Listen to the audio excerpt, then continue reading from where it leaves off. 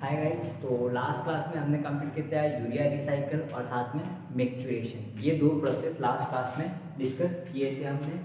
और आज की क्लास में हम डिस्कस करने जा रहे हैं हीमोडायलाइसिस क्या होता है उसके बारे में। तो चलिए शुरू करते हैं। हीमोडायलाइसिस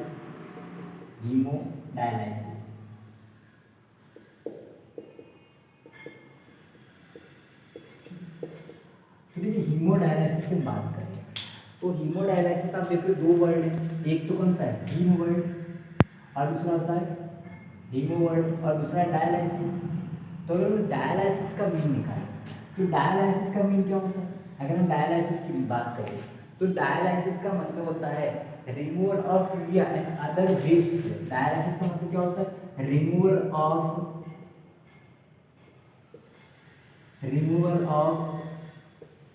urea and other waste product, removal of urea and other waste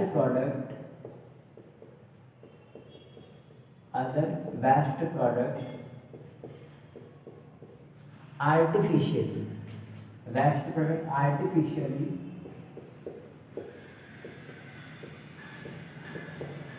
artificially, from body या from blood without help of kidney, without help of kidney, without help of kidney. इस कॉल्ड डायलिसिस। तो डायलिसिस का मतलब क्या हुआ कि हमारी body से जितना भी वेस्ट प्रोडक्ट है उसको रिमूव करना है, लेकिन किडनी की हेल्प से नहीं करना है। यानी कि बाहर एक अलग से इंस्ट्रूमेंट लगाकर, कोई इक्विपमेंट लगाकर हमको क्या करना है, बॉडी से यूरिया सेपरेट करना है। किसमें सेपरेट करना है, हीम का एक्चुअल मतलब क्या होता है, ब्लड। यानी कि ब्लड का डायलिसिस करना है, मतलब क्या करना है, ब्लड से जितने भी वेस्ट प्रोडक्ट हैं उन वेस्ट प्रोडक्ट को बाहर निकलना है। बट कैसे निकलना है, आर्टिफिशियली निकालना है, किडनी की मदद नहीं लेनी है। इसका मतलब क्या हुआ कि किसी कारण किडनी डैमेज हो जाती है, उसमें इन्फेक्शन हो जाता है, तो किडनी जब तक वापस ठीक नहीं हो जाती तब तक, या फिर किडनी की ट्रांसप्लांट की जरूरत है तो किडनी ट्रांसप्लांट नहीं हो जाती तब तक उस व्यक्ति को अपनी बॉडी से वेस्ट प्रोडक्ट रिमूव करना जरूरी होता है। तो वो रिमूव किडनी तो कर नहीं पाएगी, तो उसके लिए क्या किया जाएगा, फिर हीमोडायलाइसिस किया जाएगा। यानी कि उसकी बॉडी के ब्लड को बॉडी से बाहर निकाल कर अलग से दूसरे इक्विपमेंट में उसको क्या किया जाएगा, फिल्टर किया जाएगा। उसमें से यूरिया को और जितने भी वेस्ट प्रोडक्ट हैं, वेस्ट मेटाबॉलिट, उन सबको रिमूव किया जाएगा। इसको हम कहते हैं हीमोडायलाइसिस। समझिए किस कंडीशन में होता है, एक तो किडनी प्रॉपर तरीके से काम नहीं कर पाती है, किडनी प्रॉपर तरीके से काम नहीं कर पाएगी तो होगा, मतलब किडनी में कोई इन्फेक्शन हो गया, वो ठीक हो रही है, ठीक होने में समय लग रहा है, तो ऐसी कंडीशन में। दूसरा, किडनी ट्रांसप्लांट की ज़रूरत है, तो जब तक किडनी ट्रांसप्लांट नहीं होता तब तक उसको हीमोडायलाइसिस करवाना पड़ेगा। यानी कि बॉडी के ब्लड को बाहर निकाला जाएगा, उसको फिर फिल्टर किया जाएगा, उसमें नाइट्रोजनस वेस्ट को अलग किया जाएगा और उसी ब्लड को वापस बॉडी में डाला जाता है। क्लियर। तो चलिए ये प्रोसेस कैसे होता है, देखो वो सिंपल प्रोसेस से शुरू करते हैं। जो कुछ प्रोसेस से पहले क्या किया जाएगा, वो हम बना रहे हैं। ये सपोज हमें बनानी बॉडी बनानी, ये अपना बॉडी है, ये अपना बॉडी है, ये अपना बॉडी है। अब इस पेशेंट का जो बॉडी है, उसकी बॉडी से ब्लड बाहर निकाला जाएगा। ये ब्लड बाहर निकालना, इस ब्लड को बाहर निकालने के लिए ये जिस ट्यूब का यूज किया जाता है उसको कहते हैं सेलोफेन ट्यूब। ये ट्यूब कौन सी है, सेलोफेन ट्यूब। ये ट्यूब होती है उसको हम बोलते हैं सेलोफेन ट्यूब, सेलोफेन ट्यूब। ये सेलोफेन ट्यूब से उसके बॉडी के ब्लड को बाहर निकाला। अब ये ब्लड जहाँ से बाहर निकाला जाता है वो कौन सी है, आर्टरी से निकाला जाता है। मतलब यहाँ पर हम बना लेते हैं आर्टरी, ये आर्टरी है, उसके पास से ये गुजर रही है, वो आर्टरी है। यानी कि ब्लड कहाँ से लिया जा रहा है, आर्टरी से लिया जा रहा है। आर्टरी, आर्टरी से ब्लड लिया जा रहा है। आर्टरी से जो जनरली जो ब्लड लेते हैं टेस्ट करने के लिए, वो कहाँ से, वेन से लेते हैं अपन। लेकिन ये ब्लड कहाँ से लिया जा रहा है, आर्टरी से। आर्टरी से क्यों लिया जा रहा है, क्योंकि ब्लड को प्रेशर से बाहर निकालना होता है और आर्टरी में प्रेशर ज़्यादा होता है, इसीलिए यहाँ पर आर्टरी से ब्लड लिया गया।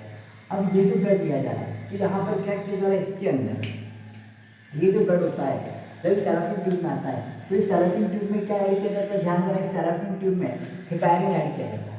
क्या ऐड किया जाता है, हेपेरिन। अब हेपेरिन क्यों ऐड किया जाता है, तो हेपेरिन जो होता है वो एंटीकोगुलेंट है। हेपेरिन क्या, एंटीकोगुलेंट है। एंटीकोगुलेंट का मतलब क्या होता है, ये ब्लड की क्लॉटिंग नहीं होने देता है, ब्लड की क्लॉटिंग नहीं होने देता, ब्लड की क्लॉटिंग में पहले आ जाता है। साथ में यहाँ का जो टेम्परेचर होता है वो 0 डिग्री सेल्सियस कर दिया जाता है, ताकि ब्लड बॉडी के अंदर नहीं निकालने के बाद, क्लियर। अब इस ब्लड को एक इक्विपमेंट होता है, एक चैम्बर होता है, उसमें लाया जाता है।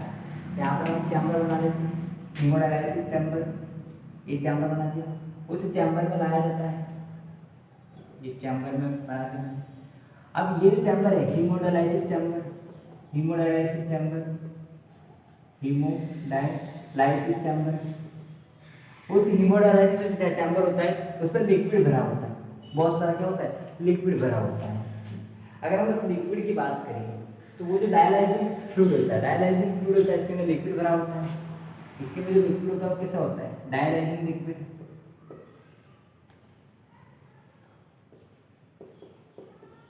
Dialysing liquid.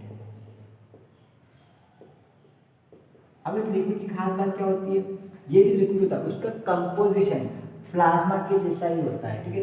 इस लिक्विड का कंपोजिशन यानी कि composition of dialysing liquid,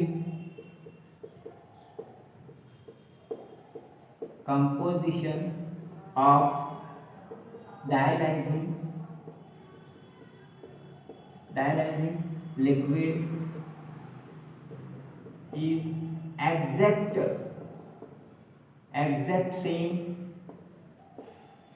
exact same to blood, यानी कि जैसा ब्लड होता है उसका जैसा कंपोजिशन होता है वैसा ही कंपोजिशन इसमें होता है।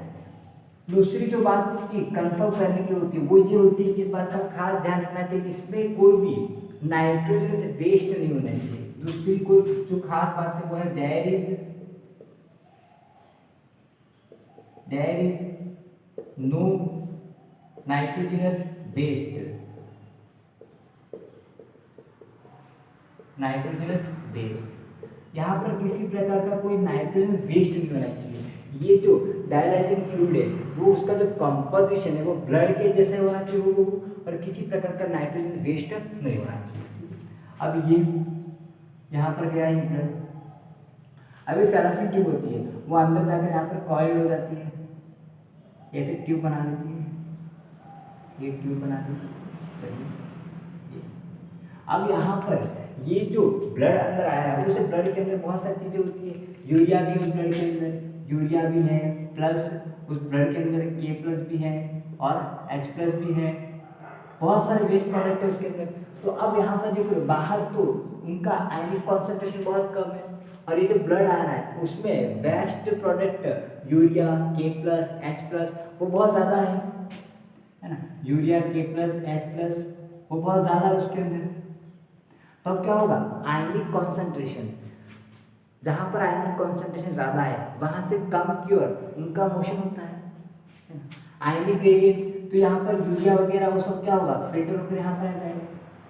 ये सेलोफेन जो होती है वो परमेबल होती है, सेलोफेन जो होती है, सेलोफेन ट्यूब होती है, ये सेलोफेन ट्यूब परमेबल होती है, सेलोफेन ट्यूब परमेबल, वो किसके लिए परमेबल होती है, वो permeable to waste product, permeable to waste product. तो वेस्ट प्रोडक्ट के परमेबल, ये सारे वेस्ट प्रोडक्ट क्या होंगे, फिल्टर होकर कहाँ पर आ जाएंगे, हीमोडायलाइजिंग लिक्विड में आएंगे। हीमोडायलाइजिंग लिक्विड में आगे सारे ये बेस्ट प्रोडक्ट, जिसमें यहाँ पर यूरिया आ गया, ये के प्लस आ गया, एच प्लस आ गया, NH3 आ गया, इसके अंदर NH3 लिखा, ये सारे फिल्टर होकर आ गए। तो अब ये ब्लड क्लियर हो गया। अब ये जो हीमोडायलाइजिंग जो लिक्विड है वो तो अब उसकी आयनिक कॉन्सेंट्रेशन बढ़ेगी, तो दोबारा जब ब्लड आएगा तब इस हीमोडायलाइजिंग जो डायलाइजिंग फ्लूइड है, डायलाइजिंग लिक्विड है जो, उस डायलाइजिंग लिक्विड को क्या किया जाएगा, बदला जाएगा।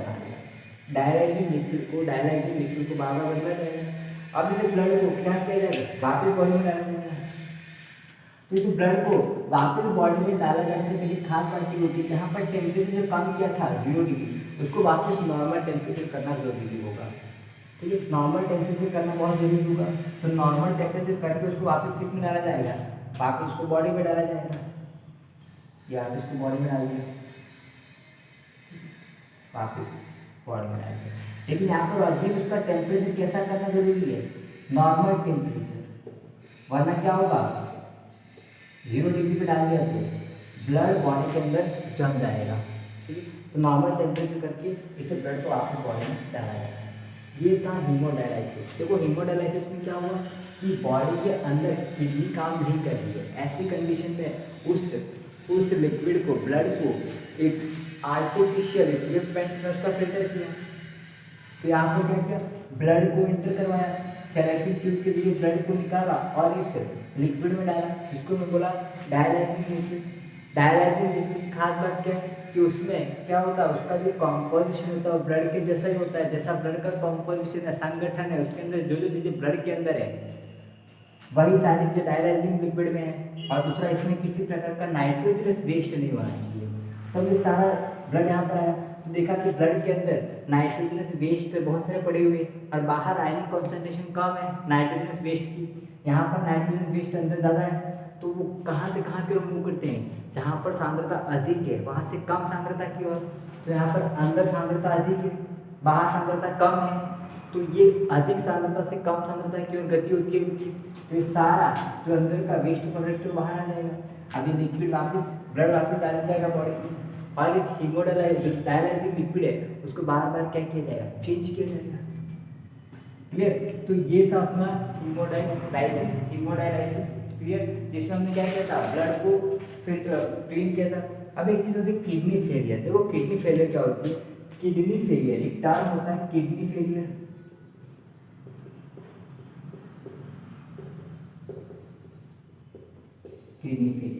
किडनी फेलियर का मीन होता है कि किडनी जो होती है, किडनी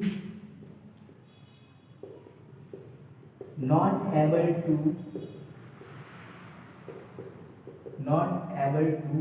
filter blood और नाइट्रोजन वेस्ट, वो नाइट्रोजन वेस्ट को फिल्टर नहीं कर पाती है। ब्लड और नाइट्रोजन वेस्ट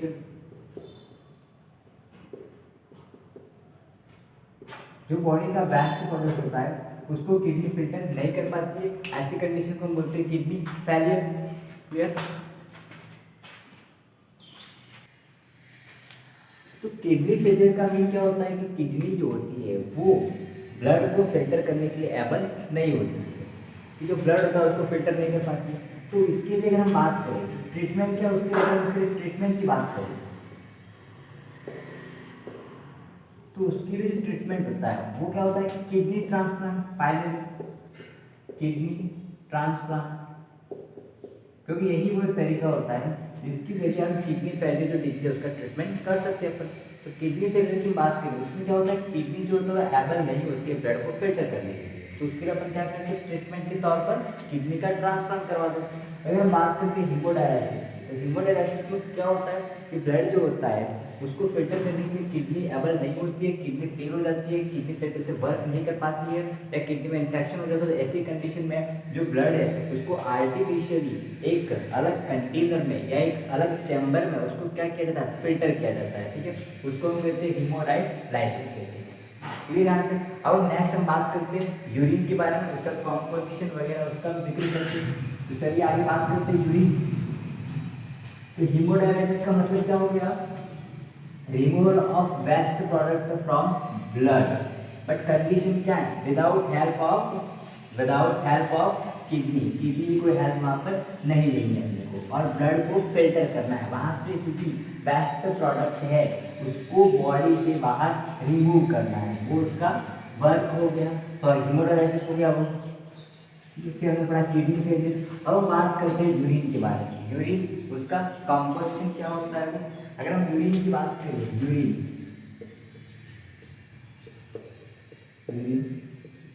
तो सबसे पहले यूरिन की क्वांटिटी की बात करें, पर डे यूरिन कितना रिलीज होता है, तो क्वांटिटी की बात करें तो 1 to 1.5 litre per day release होता है, यानी कि 1 से 1.5 लीटर पर डे रिलीज होता है। पर डे कितना यूरिन रिलीज होता है, 1 से 1.5 लीटर पर डे। तो पर डे यूरिया रिलीज होता है वो 1 से 1.5 लीटर होता है। दूसरे पॉइंट की हम बात करें तो यूरिया जो होता है, सॉरी यूरिन जो होता है उसका पीएच देख लेते हैं अपन। यूरिन का जो पीएच होता है वो होता है अप्रोक्सीमेट 6 होता है, यानी कि यूरिन कैसा होता है, एसिडिक होता है। यूरिन कैसा है, एसिडिक इन नेचर होता है, और पर डे 1 से 1.5 लीटर यूरिन का सिक्रीशन होता है। अब हम बात करते हैं कलर, यूरिन का कलर कैसा होता है। अगर यूरिन के कलर की हम बात करते हैं तो यूरिन का जो कलर होता है वो किसकी वजह से होता है, ड्यू टू यूरोक्रोम। वजह की बात करें तो ड्यू टू यूरोक्रोम, जो यूरोक्रोम पिगमेंट होता है उसकी वजह से यूरिन जो होता है उसका कलर शो होता है। दूसरा यूरिया की बात करें, यूरिन में पर डे कितना यूरिया रिलीज होता है, तो पर डे यूरिन में यूरिया रिलीज की बात करें तो पर डे यूरिन में 25 से 30 ग्राम पर डे, 25 से 30 gram urea per day urine के साथ सीक्रेट होता है, बॉडी से बाहर निकाला जाता है। क्लियर। तो यूरिन की बात करें 1 से 1.5 लीटर पर डे रिलीज होता है, पीएच 6 होता है, एसिडिक होता है, कलर यूरोक्रोम की वजह से होता है, और यूरिया उसमें कितना होता है 25 से 30 ग्राम पर डे, इतना यूरिया यूरिन के जरिए बॉडी से बाहर निकाला जाता है। क्लियर। चलिए आगे, अब कुछ एबनॉर्मल यूरिन की बात करते हैं। एबनॉर्मल यूरिन की बात करते हैं, चलिए एबनॉर्मल यूरिन यानी कि असामान्य मूत्र की हम बात करते हैं। एबनॉर्मल यूरिन में सबसे पहला जो है वो ग्लाइकोसूरिया, ग्लाइकोसूरिया,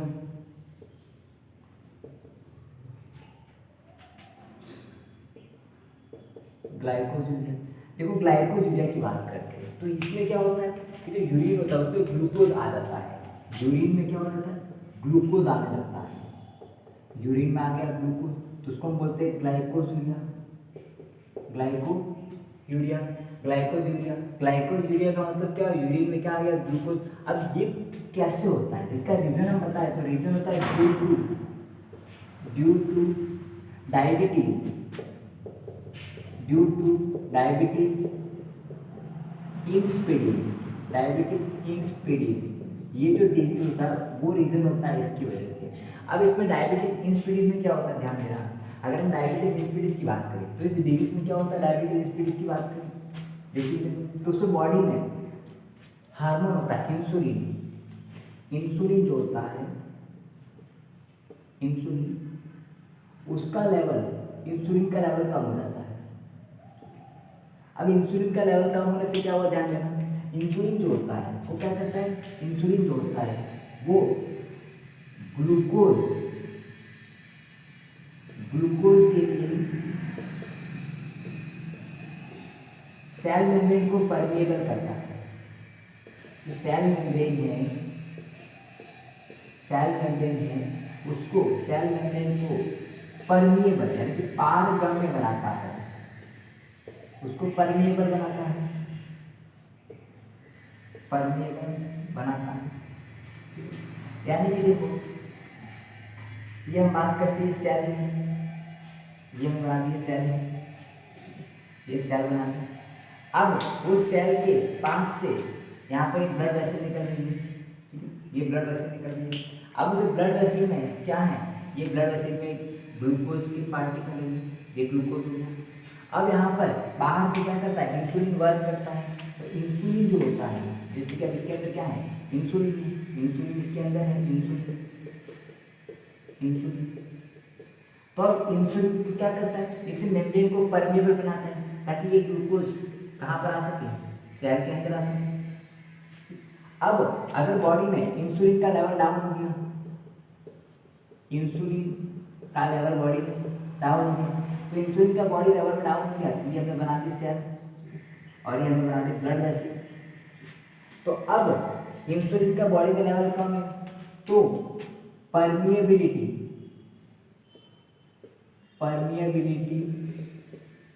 टू ग्लूकोज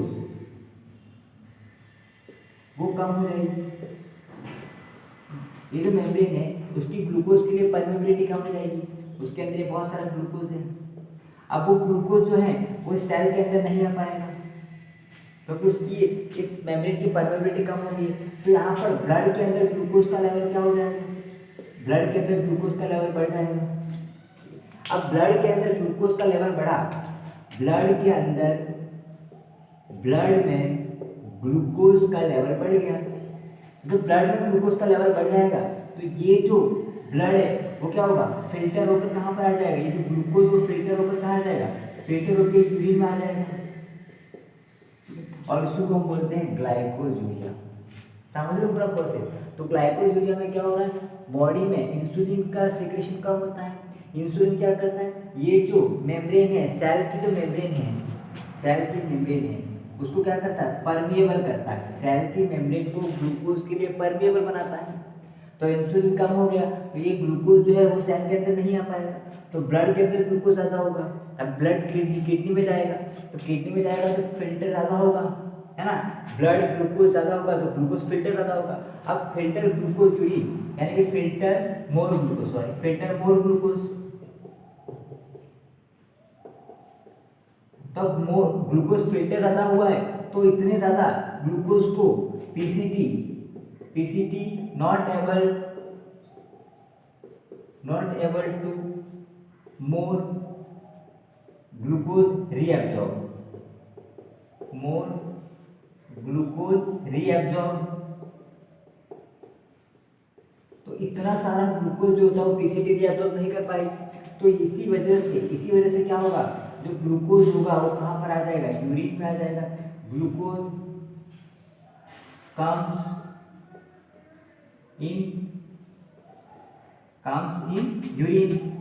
तो अब ग्लूकोज कहाँ पर आ गया, यूरिन में आ गया, उसको हम बोलते हैं ग्लाइकोज यूरिया। क्लियर, पूरी कहानी समझ में क्या हुआ। देखो ये यूरिन में ग्लूकोज आ जाता है जिसको हम बोलते हैं ग्लाइकोज यूरिया। वो किसकी वजह से, तो डायबिटिक इंसिपिडिस की वजह से होता है। डायबिटिक इंसिपिडिस की हम बात करें तो डायबिटिक इंसिपिडिस का मतलब क्या होता है, इंसुलिन का लेवल कम हो जाएगा तो ये जो सेल मेम्ब्रेन है उसकी इंसुलिन के लिए जो पारगम्यता वो कम हो जाएगी। तो ये जो ग्लूकोज है वो सेल में नहीं आ पाएगा। ऐसी कंडीशन में ग्लूकोज कहाँ पर रहेगा, ब्लड में रहेगा। फिर वो ब्लड किडनी में जाएगा तो वहाँ पर ग्लूकोज फिल्टर ज़्यादा होगा और ज़्यादा ग्लूकोज फिल्टर हुआ उसको पीसीटी रीअब्जॉर्ब नहीं कर पाएगी, और पीसीटी रीअब्जॉर्ब नहीं कर पाएगी तो वो वहीं पर रह जाएगा पीसीटी में, और फिर loop of Henle DCT collecting factor finally urine में आ जाएगा। तो फिर अब वो ग्लूकोज कहाँ पर आ गया, यूरिन में आ गया। क्लियर, इसको हम बोलते हैं glycosuria. Clear, glycosuria. अब बात करते हैं next term ketonuria. Ketonuria क्या होता है, कीटोन यूरिया। तो कीटोन यूरिया नाम से स्पष्ट है, यानी कि यूरिन में क्या हो, कीटोन बॉडी, यूरिन में क्या हो, कीटोन बॉडी, यूरिन में हो कीटोन बॉडी।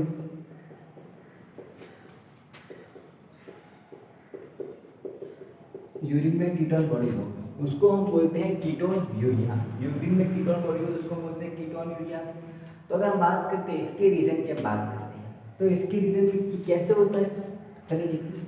अब ये कैसे होता है, जब हम फास्ट करते हैं, उपवास करते हैं, तो उपवास करने के दौरान हमारी बॉडी में हमारा जो ब्लड होता है, हमारे ब्लड में ग्लूकोज का लेवल कम हो जाता है। ग्लूकोज का लेवल कम हो गया क्योंकि हम खाना नहीं खा रहे, ग्लूकोज नहीं ले रहे अपन, तो ब्लड में ग्लूकोज का लेवल कम हो गया और सेल को तो ग्लूकोज चाहिए। तो ऐसी कंडीशन में क्या करता है, अब सेल, अब कहते हैं कि सेल यूज स्टोर्ड ग्लूकोज जो ग्लूकोज स्टोर किया हुआ है उसको यूज करेगी। जो स्टोर किया हुआ ग्लूकोज है उसको सेल यूज करेगी। स्टोर किया हुआ ग्लूकोज कौन सा होता है? स्टोर किया हुआ ग्लूकोज कौन सा होता है? ग्लाइकोजन। ग्लाइकोजन तो फिर ग्लाइकोजन को किस में चेंज किया जाएगा? ग्लूकोज में चेंज किया जाएगा और उस ग्लूकोज का यूज किया जाएगा। ग्लाइकोजन को ग्लूकोज में चेंज करके उसको यूज किया जाएगा। और ये जो प्रोसेस होता है ग्लाइकोजन को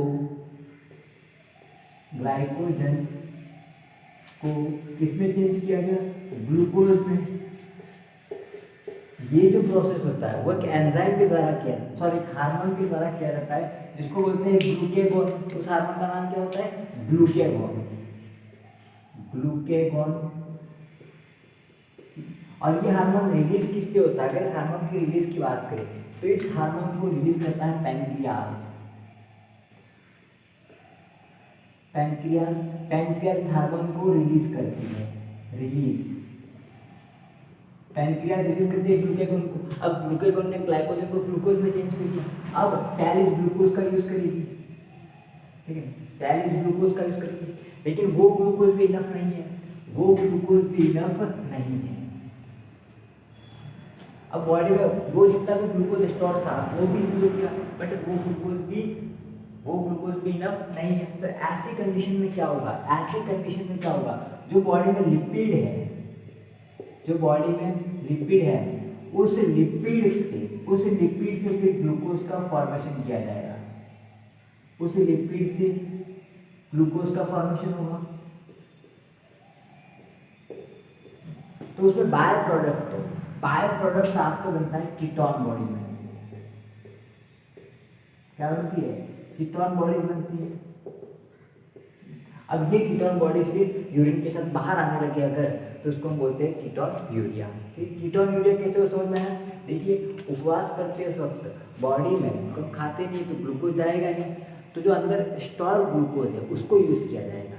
तो हम जो अतिरिक्त ग्लूकोज होता है उसका संचय किस रूप में होता है? अतिरिक्त ग्लूकोज। जो एक्स्ट्रा ग्लूकोज हम खाते हैं सामान्य दिनों में वो ग्लाइकोजन में कन्वर्ट हो जाता है। फिर जरूरत पड़ने पर उस ग्लाइकोजन को पैंक्रियाज द्वारा रिलीज किया जाता है ग्लूकेगॉन हार्मोन। पैंक्रियाज का endocrine part, pancreas mixed gland है, ठीक है, डाइजेशन में पढ़ा हमने पैंक्रियाज के बारे में। तो ग्लाइकोजन जो होता है वो किस में कन्वर्ट हो जाएगा? ग्लूकोज में। किसकी हेल्प से? ग्लूकेगॉन की हेल्प से। लेकिन फिर भी ये ग्लूकोज इनफ नहीं हुआ, तब बॉडी को और ज़्यादा ग्लूकोज चाहिए। ऐसी कंडीशन में बॉडी ने क्या किया? लिपिड को ग्लूकोज में कन्वर्ट करना शुरू कर दिया। और बाय प्रोडक्ट साथ में क्या बना है? Ketone body. अभी कीटोन बॉडी जब यूरिन के साथ बॉडी में बाहर आती है तो उसको हम बोलते हैं कीटोन यूरिया। ठीक है, अब नेक्स्ट एक टर्म पढ़ते हैं अपन, वो है तीसरी टर्म। ये फर्स्ट टर्म कौन सी है? ग्लाइकोयूरिया, दूसरी कीटोन यूरिया, तीसरी बात करते हैं हेमेटोरिया।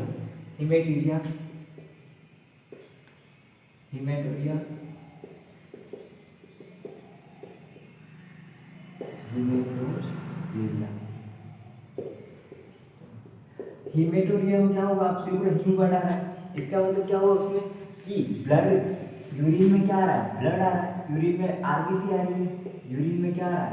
ब्लड आ रहा है। यूरिन में जब ब्लड आता है तो उसको बोलते हैं हीमेटोरिया। अब इसका रीजन क्या है?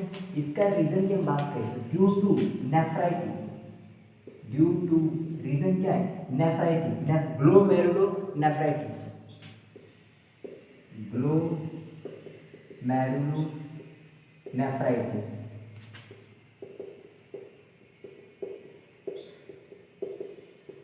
ग्लोमेरुलोनेफ्राइटिस। तो ग्लोमेरुलोनेफ्राइटिस में क्या होता है? जो ग्लोमेरुलस जो होता है उस ग्लोमेरुलस में इंफेक्शन हो जाता है, उसमें इंफेक्शन हो जाता है। तो उसमें इंफेक्शन होने से ग्लोमेरुलस जो होता है वो सूज जाता है, उसमें स्वैलन सूजन आ जाती है, उसमें सूज जाता है। तो उनके सूज जाने से अगर ग्लोमेरुलस सूज गया है तो उसके बीच बीच में जो पोर होते हैं वो बड़े हो जाते हैं। पोर भी सूज जाएंगे तो पोर बड़े रहेंगे, पोर बिग इन साइज, वो लार्जर हो जाएंगे। तो पॉर जब बड़े हो जाएंगे तो उसका रीजन क्या होगा, आरबीसी फिल्टर। तो आरबीसी फिल्टर हो जाएगी। अब आरबीसी फिल्टर होकर आगे पीसीटी में, तो आरबीसी फिल्टर होने से फिर आरबीसी कहाँ पर आ जाएगी, यूरिन में आ जाएगी, क्योंकि आरबीसी फिल्टर हो गया तो आरबीसी कहाँ पर आ गई, यूरिन में आ गई। अब इसमें क्या होता है देखिए, ये हम पावर कैसे बढ़ाते हैं। अब ये एफएन आर्टिकल, एफएन आर्टिकल से मोटी बना देते हैं ये एफएन। अब ये सूख जाती है, ग्लोमेरुलस सूख जाता है, ये एफएन आर्टिकल बना दिया हमने। अब ये जो सूज जाती है ग्लोमेरुलस, ये सूज गई है, तो सूज जाने से उनके बीच के जो पोर होते हैं, छेद होते हैं, वो भी बड़े हो जाते हैं। ये बीच के छेद बड़े हो गए। अब बीच के छेद बड़े होने से जो आरबीसी होती है वो भी छन कर कहाँ आ जाती है, इसके अंदर आ जाती है आरबीसी। अब वो आरबीसी यूरिन में आ जाएगी, ठीक है। तो यहाँ पर हीमेटोरिया में क्या होता है, यूरिन में ब्लड आता है और इस यूरिन का रंग कितना हो जाता है, रेडिश कलर का हो जाता है, पूरी लाल रंग का हो जाता है।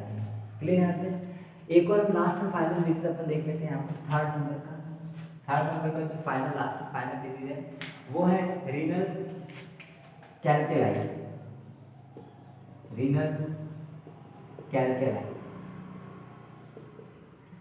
रीनल कैल्केलाई का मतलब होता है स्टोन, जो सामान्य स्टोन होता है किडनी में, वो स्टोन।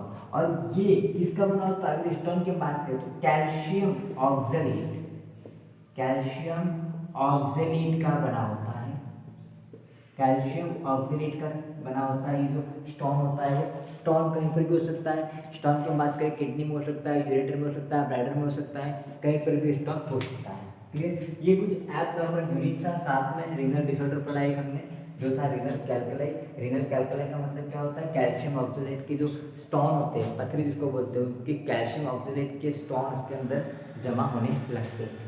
क्लियर। सबसे पहली टर्म कौन सी पढ़ी देखिए, सबसे पहली टर्म कौन सी पढ़ी, ग्लाइकोजुरिया।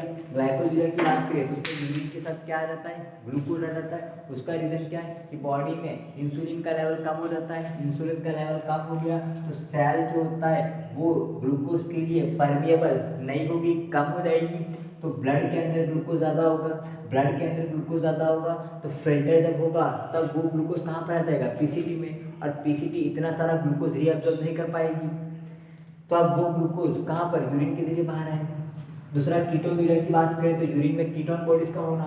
तो कीटोन बॉडीज कैसे बनती है, जब उपवास करते हैं अपन तो हमारी बॉडी में ग्लूकोज का लेवल कम हो जाता है ब्लड में, तो तब हमारे ब्लड में जो हमारी बॉडी ने ग्लूकोज को जो स्टोर किया हुआ है ग्लाइकोजन की फॉर्म में, उस ग्लाइकोजन को ग्लूकोज में कन्वर्ट किया जाएगा।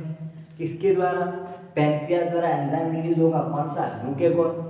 वो ग्लूकेगॉन ग्लाइकोजन को ग्लूकोज में बदल देगा। लेकिन फिर भी ग्लूकोज की जो आवश्यकता थी वो पूरी नहीं हुई, डिमांड मांग पूरी नहीं हुई। ऐसी दशा में क्या होगा, लिपिड से ग्लूकोज का निर्माण किया जाएगा और ऐसी दशा में ketone body as a by product format होगा जो कि यूरिन से बाहर निकलेगा, जिसको हम बोलते हैं कीटोन्यूरिया। दूसरा हीमेटोरिया, उसमें क्या होता है, यूरिन के साथ ब्लड आने लगता है। उसका रीजन क्या होता है कि ये जो ग्लोमेरुलस उसमें सूजन आ जाती है, इन्फेक्शन हो जाता है। तो सूजन आ जाने से उनके बीच के पोर बड़े हो जाते हैं।